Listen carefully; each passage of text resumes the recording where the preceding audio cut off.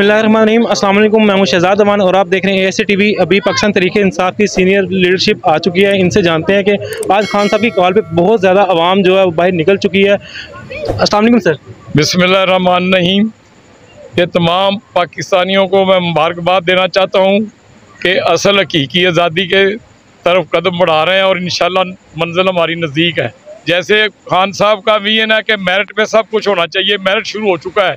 ये अभी क्या शोर मचाया अपोजिशन ने, तरह तरह के नोटिफिकेशन, ये वो समझ रहे थे कि शायद कोई ये फ़ौज हमारी है। हुकूमत अल्लाह के फजल से इंशाल्लाह अगली इमरान खान की है, अवाम उसके साथ है।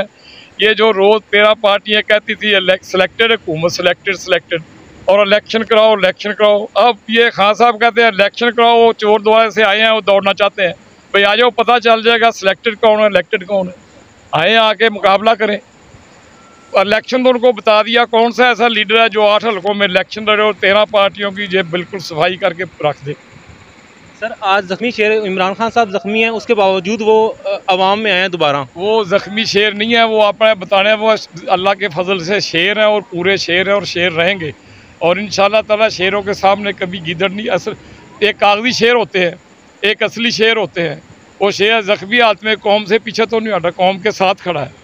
वो कहता है मेरे साथ जो भी हो जाए, मैंने आज़ादी लेकर रहनी हो, कौम को आज़ाद करना और इंशाल्लाह आज़ादी मिलेगी, बल्कि मिलने जा रही है, मंजिल करीब है इंशाल्लाह।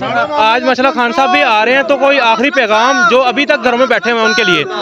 मेरा आखिरी पैगाम सारी कौम को वे निकलें और पहचाने असली चेहरा और नकली चेहरा पहचाने।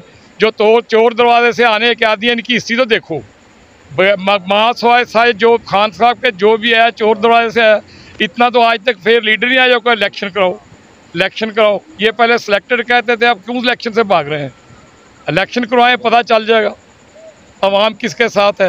आखिरी पैगाम है ये कि आज़ादी हकीकी जंग आज़ादी की है, हमारी सारा कुछ को इंशाल्लाह ताला लेके रहेंगे इंशाल्लाह। बहुत बहुत शुक्रिया सर।